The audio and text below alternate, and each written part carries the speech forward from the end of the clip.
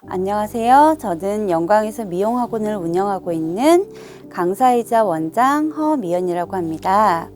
뷰티 디자이너의 길은 여러 가지의 길이 있죠.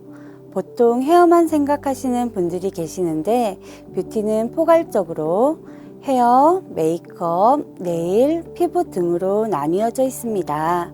먼저 헤어는 여러분들이 아시는 헤어 컬러링, 업스타일, 붙임머리, 두피 클리닉 등 분야로 나뉘죠.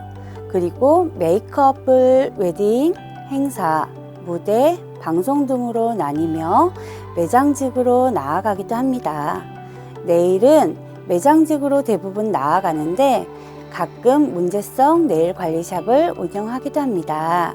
그 외에도 화장품학이나 기타 제품을 만드는 향장학 분야에서 근무하는 경우도 있으며 요즘은 유튜브 크리에이터로 활동하는 경우도 있습니다. 그만큼 뷰티 디자이너라는 직업은 사회생활 관계 형성에서는 빠져서는 안 되는 중요한 역할을 합니다. 저는 어릴 적부터 항상 손으로 하는 작업을 좋아하는 아이였습니다. 중학교 때에도 미용 분야에 관심이 많아서 가위를 가지고 친구들 머리를 잘라주거나 염색약을 사서 염색을 해주거나 스트레이트를 해주거나 전기 인두기, 지금의 고데기로 머리를 말아주고는 했습니다. 시골이다 보니 근처에 배울 수 있는 것도 없었고 지금처럼 인터넷이나 유튜브가 발달되어 있던 시대는 아니다 보니 어깨 너머 배울 수 있는 것도 없습니다. 그리고 부모님께서 해당 진로를 반대하셔서 미용 분야를 접할 기회가 많이 없었지만 대학교에서 우연한 기회를 얻어 이 분야를 시작하게 되었습니다. 그 시기 네일이 승행했고 그래서 네일을 통해 전문적으로 미용의 길을 들어서게 됐죠. 네일을 마스터하면서 헤어를 배웠고 다음 단계로는 메이크업을, 마지막으로 피부를 배우게 되었어요. 4가지 분야를 마스터하는 과정이 오랜 기간 걸리기도 했고 많은 노력이 필요했습니다. 그럼에도 한 가지 분야를 배울 때마다 느끼는 것은 새롭다, 즐겁다 하는 느낌이 들고 이런 느낌들이 제 직업에 빠져들게 되는 것 같아요. 이상하게 들리겠지만 저는 작품을 시작할 때 3번의 즐거움을 느껴요. 처음 시작할 때 두근거림, 중간에 점검, 마지막에 완성도의 모습을 보면서 흐뭇함이 그렇습니다. 그러면서 이 길은 역시 내 길이구나 하며 19년째 종사하고 있는 것 같습니다. 쉽게 말하면 2 종류가 전부예요. 자격증을 취득하거나 관련 학교에 들어가 졸업해 면허증을 취득하거나 그게 고객에게 시술할 수 있는 기본적인 조건이에요. 하지만 실질적으로는 자격증이나 면허증이 있다고 고객에게 시술하기에는 어려운 점이 많습니다. 단순히 자격증을 딴다고 해서 바로 내가 디자이너다 할 수 있는 사람은 없습니다. 자격증은 말 그대로 자격증인 거고 실무는 실무입니다. 샵에 계시는 분들도 몇 년의 과정을 거쳐 실무를 익혀가며 현재 디자이너가 됐다고 하시는 분들입니다. 단순히 가발 하나만 오롯이 쳐다보는 게 아니라 100명, 200명 등의 다양한 고객의 머리, 연령층, 성향 등을 다 거쳐가며 실수 없이 시술할 수 있었다는 것이죠. 고로 뷰티 미용 분야의 직업을 가지기 전까진 자격증 하나만 가지고 올라가는 것이 아니라 자격증은 당연하고 그만큼 또 실무적으로 더 배울 것이 많고 더 노력해야 하겠습니다. 헤어샵에서의 경험담을 말씀드리면 자만심이죠. 7년차, 8년차 나름 경력을 쌓았다고 생각하고 있었을 때 남성 커트 고객님이셨어요. 보통 디자이너 분들은 가위 앞에서 항상 조심하세요. 저 또한 마찬가지고요. 그런데 그날은 제가 살이 꼈나 싶을 정도로 초보도 하지 않을 실수를 했습니다. 인턴들도 같이 교육을 받는 날이라 더 열정적으로 이야기를 하며 커트를 하는데 고객의 귀 끝선을 가위로 베었죠. 한 번도 실수가 없던 저에겐 큰 트라우마가 됐습니다. 결국 전 그걸 극복하지 못했고 남자분 커트는 기피하게 되었습니다. 대신 한 가지는 뼈저리게 느꼈죠.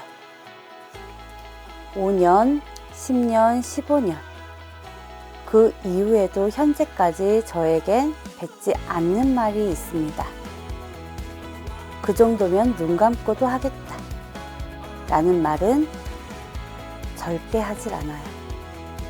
그만큼 제게는 좋지 않은 기억이지만 교훈을 가지게 된 경험이기도 합니다. 또 하나의 에피소드라면 가르치는 모든 학생들이 기억에 남지만 그 중에서도 학생들이 자격증을 따고 샵에 들어가고 디자이너가 되면 저는 항상 첫 고객으로 간답니다. 성공과 실패를 떠나서 전 그때가 제일 보람돼요. 우리 강아지가 벌써 커서 디자이너가 됐구나 하는 마음에 제일 기쁜 순간입니다. 저는 학원을 운영하다 보니 트렌드를 비교적 많이 신경 쓰지는 않아요. 하지만 몰라서는 안 되죠. 그래서 학생들을 위해 최대한 많은 세미나를 참석 중입니다. 그러면 특별한 날이나 또는 한 달에 한 번 정도는 그 트렌드에 맞는 연습을 해봅니다. 학생들도 새로운 트렌드를 접해보고 흥미를 가지게 됩니다. 제일 잘못된 생각이 공부를 안 해서 이 분야로 가겠다 라는 생각입니다. 그 청소년들에게는 미안하지만 저는 지금도 공부를 합니다. 앞서 말했듯이 트렌드가 정말 눈 뜨면 변하는 게 미용 분야이고 과학 발전에 맞춰 변하는 게 미용 기술입니다. 그러다 보니 저는 지금도 그것에 맞춰 연구를 하고 공부를 합니다. 그렇기 때문에 이 분야로 진로를 가지고 싶은 청소년 여러분, 학습이 기본적으로 바탕이 되어야 된다는 생각을 하여야 할 것입니다. 또한 미용업은 서비스업이랍니다. 언어와 생활 습관 두 가지만큼은 몸에 배어있는 습관이 되어 있어야 합니다. 자연스러움이 묻어나오는 게 당연해야 한다는 게 제 생각이에요. 아무리 고객 앞에서 조심스럽게 행동하더라도 당황하게 되면 본인이 가진 본연의 행동이 나오기 마련이거든요. 그래서 지금부터라도 다른 사람에게 어느 정도 정중한 언어나 생활 습관 등 조금씩 기본적인 인성은 갖추는 것이 좋다는 것이 제 생각입니다. 요즘 청소년들과 이야기를 하다 보면 미래에 대한 꿈이 없다고들 합니다.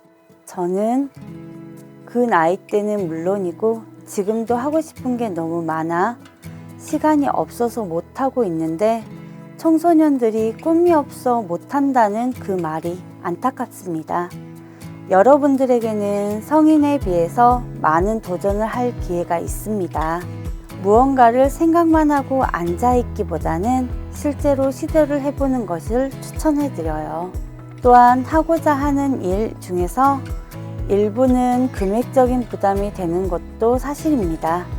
하지만 요즘은 청소년들이나 청년들에게 나오는 지원금들도 있기 때문에 필요한 것을 찾아보는 것을 추천해드립니다. 현재의 즐거움을 즐기는 것도 좋지만 자신을 사랑하며 계획적으로 현재의 시간을 투자하는 것도 좋은 방법이라고 생각합니다. 그러면 미래의 자신은 더 멋지고 즐거운 삶을 즐기고 있지 않을까요? 주위 어르신들은 말씀하십니다. 한 건물당 한 집이 미용실이다. 그런데 신기하게도 속된 말로 미용실은 잘 망하지 않습니다. 왜냐하면 그만큼 수요가 많아서 그렇습니다. 예전에는 의식주만 중점이 되는 사회였는데 지금은 미도, 그만큼 중요해졌기 때문입니다. 헤어는 그만큼 대중화가 되어 있어 필수적인 요소가 되었습니다. 그리고 나이 든 성인부터 아이까지 네일 아트 또한 메이크업, 행사에서는 빠져서는 안 된 종목이고 하물며 요즘 미용과 관련하여 다양한 직업군이 생기고 있습니다. 뷰티 크리에이터, 퍼스널 컬러리스트 등 다양한 직업군이 생기고 있으며 2024년 현재 K-뷰티라는 분야가 전 세계적으로 이목을 끌기에 앞서 더욱더 전망은 활발할 것으로 예상됩니다. 디자이너의 꿈을 그만두고 학원을 오픈하면서부터 꿈꿔왔던 것이 있습니다. 교육기관이 안정화되면 실습기관과 함께 병행으로 운영했으면 하는 것이 저의 바람입니다. 학생들이 자격증을 취득하고 나면 바로 실무 과정을 배워나가거나 샵에서 필요한 실무를 배우기엔 수강생의 부담이 너무 커지고 준비 기간이 너무 길어 주저하는 경우가 많이 있는 경우를 봅니다. 그래서 저는 저렴한 비용으로 봉사 차원의 샵 형태로 수강생들이 할 수 있는 실습 기간을 병행하는 게 목표입니다.